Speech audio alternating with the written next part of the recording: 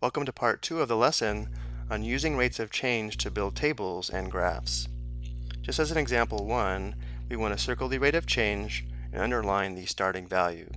Then we'll use the given information to complete the table, graph the results, and decide if it makes sense to connect the data points on the graph. So in example 2, water is leaking out of a tank at a constant rate of 2 gallons per minute. The tank initially held 12 gallons of water. So the rate is the rate the water is leaking, and it's leaking at a rate of 2 gallons per minute. And the starting amount or starting value is the amount of water the tank held to start with, which is 12 gallons of water. Let's write this out below. The starting value is 12 gallons of water.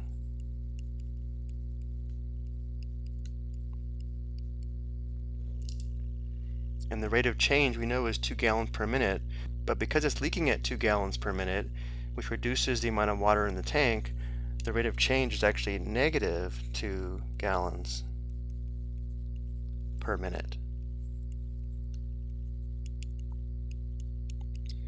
Now we want to use this information to complete the table. Looking at the table, the first column is the time in minutes, which should be the inputs. The second column is the amount of water in the tank in gallons, which would be the outputs. So when the input is 0, or when time is 0 minutes, the amount of water in the tank would be the starting amount, which is 12 gallons of water. And because the water is leaking at a rate of 2 gallons per minute, after 1 minute, there will be 2 less gallons than there was to start with, and 12 minus 2 is equal to 10. After 2 minutes, there will be 2 less gallons than there was after 1 minute. 10 minus 2 is equal to 8. You can probably see the pattern here. Each minute, the amount of water in the tank is going to decrease by 2 gallons.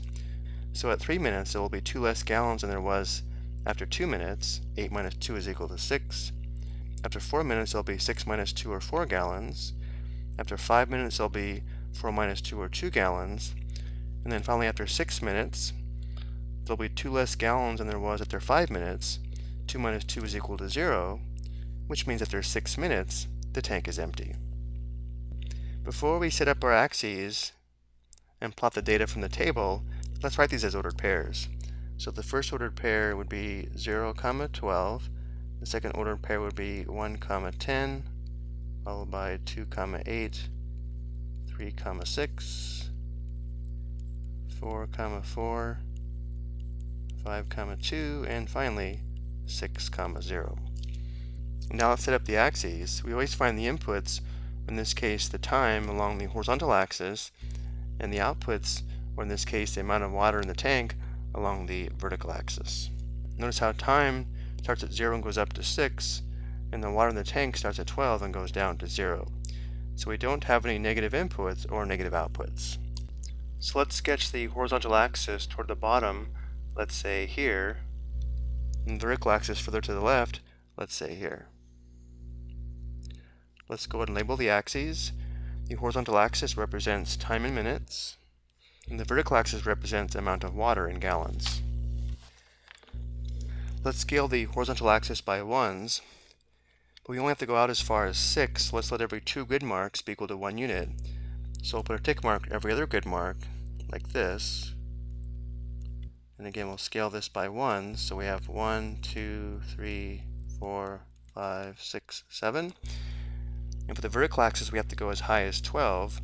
Let's scale it by 2s, but we'll let every other grid mark be equal to 2 units. So we'll have 2, 4, 6, 8, 10, 12, and 14. And now we'll plot the points given by the ordered pairs. So the first ordered pair is 0, 12. So the input is 0, or the time is 0, and the output is 12 or 12 gallons, which would be here. Notice how this is the vertical intercept. The next ordered pair is 1, 10, input of 1 minute, output of 10 gallons. Next ordered pair, 2, 8, input of 2 minutes, output of 8 gallons. 3, 6, input 3 minutes, output 6 gallons. 4, 4, input 4 minutes, output 4 gallons. 5, 2, input 5 minutes, output 2 gallons. And finally, 6, 0, input 6 minutes, output 0 gallons. And now we need to decide if it makes sense to connect the data points on the graph. If we do connect the data points, that means every point on the line segment would have to make sense. In this case, it does make sense to connect the points. So we'll go ahead and form a line segment that passes through these 7 points.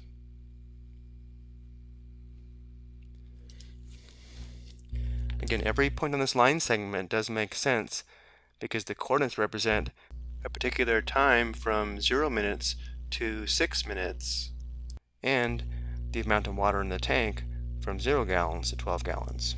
It would not make sense to extend the graph to the left because notice to the left time would be negative, which doesn't make sense. It also doesn't make sense to extend the graph to the right over here because the amount of water in the tank would be negative, which again doesn't make sense. And before we go, let's write a formula or equation that we could have used to complete this table.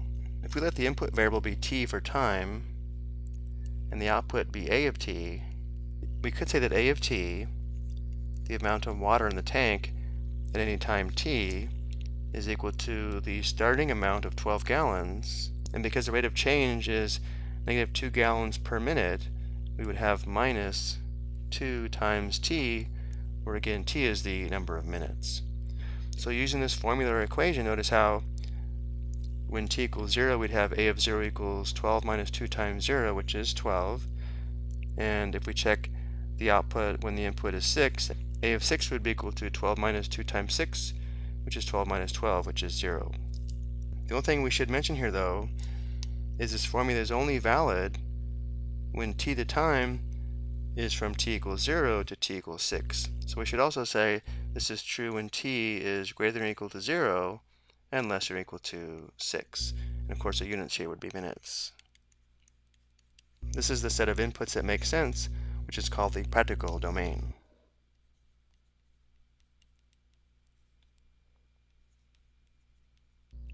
I hope you found this helpful.